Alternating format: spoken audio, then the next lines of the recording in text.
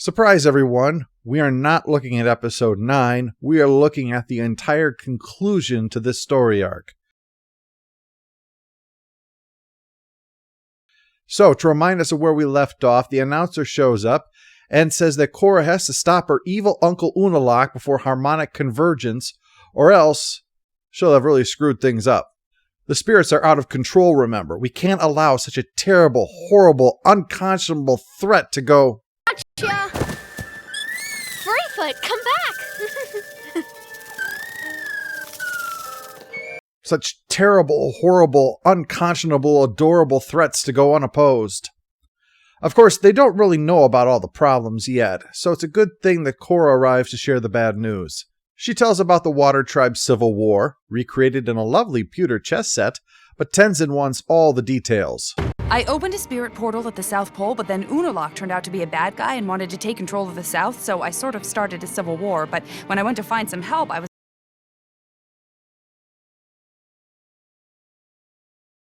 by my cousins, and then by a giant dark spirit, and then I forgot who I was, and then I met the first Avatar, and then I realized I shouldn't have opened the portal in the first place, and now I need to close it again.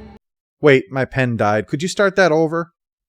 Tenzin is supportive, telling Korra not to blame herself for falling for Unalaq's deception, no matter how much Tenzin tried to get it through that thick skull of this obstinate, pig-headed idiot that he reluctantly has to call the Avatar. She thinks the best plan is to close the portal from within the spirit world, so he'll help her do that. They'll have to hurry because Unalaq is working to open the other portal. You're here to straighten out the mess you caused when you failed to capture the Avatar. I told you it wasn't our fault. You're right. It was my fault for trusting you. I'm canceling your birthday party. Our birthday was last week. You didn't do anything. Good, I like when punishing you doesn't require any effort on my part. They enter the spirit world through the portal to try to do it from the other side. Meanwhile, Bolin is hanging around set while Asami and soon Mako show up. Mako shares his theory that Varric is behind all of this, but Asami and Bolin are rather skeptical. After all, if one of her planes was used to attack an airbender temple, we wouldn't immediately conclude that Asami was behind the attack.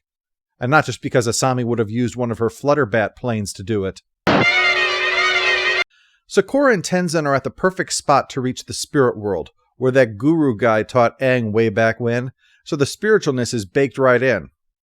So they start out doing the ritual stuff, but Milo's random hitting of the bell is the opposite of what you need for meditation. The next thing they try involves incense, but Tenzin complains that they've used too much, that is a distraction. Then finally, when it's just him and Korra, he blames Korra. Alas, he has to finally admit that he's doing this because he just can't do it. He's been trying all his life, and he just hasn't been able to enter the spirit world. Tenzin figured, though, that all of his training and effort must have been to prepare him for this moment when the Avatar needs his help.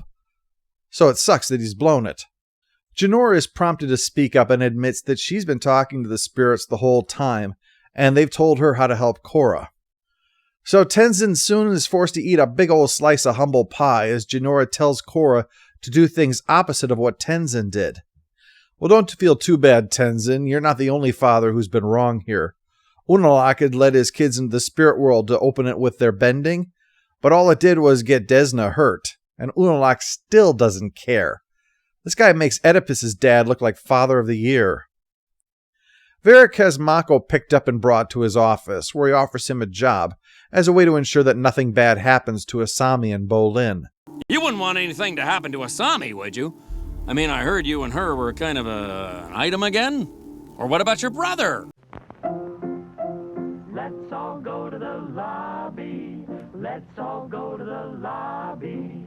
What are you saying? I'm saying I want your help to protect them. Without you, who knows what could happen? Does he actually have to add wink wink nudge nudge to his threatening implication? Possibly so, because Mako says he's not interested and walks out. Some people refuse to respond to threats, and some people don't understand them. What a great detective, huh? Meanwhile, Tenzin is trying to help with the spirit thing. It's working. Keep up the good work. A sight like this is similar to what make Asami start to fight crime, if I remember right. Scooby, Scooby-Doo, where are you? They fight the spirits and fail.